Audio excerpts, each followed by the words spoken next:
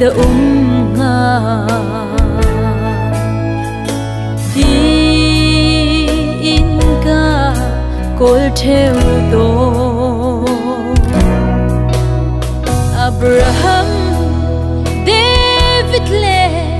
tlang boy li chung khar man tha har sat na tong lo chung khar Say the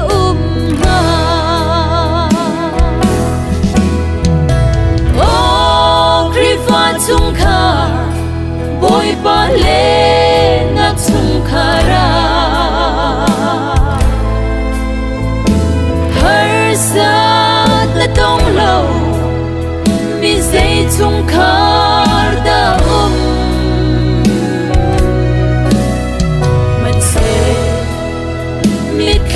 lạc ngay chết lạc sông anh rin chân mi bất hiền thong in thà rằng thề anh là chan to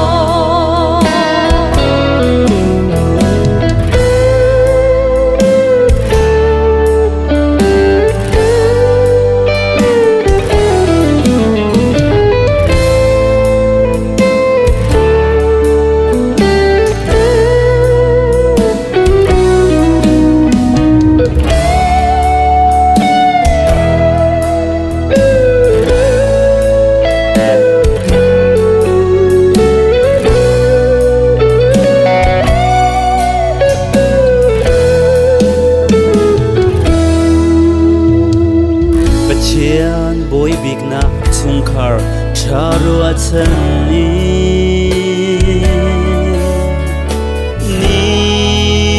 fatin dai khang lo in man se hi volai se tan boy nak volai a hin mi thi allo theo to bội pa cần in ngài oh khi pha sung khar bội pa lên nak sung khara har sa nak tong lo mi dây sung khar da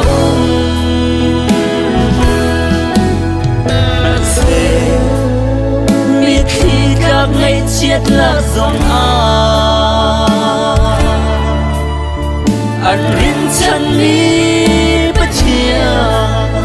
thô nghi thả rằng thơ anh là chẳng đô oh khi pha chung khar bội ba lên nắp chung khar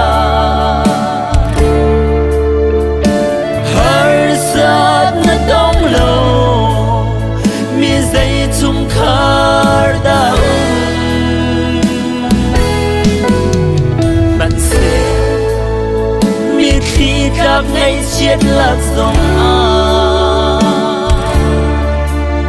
anh rin chân mi bất chia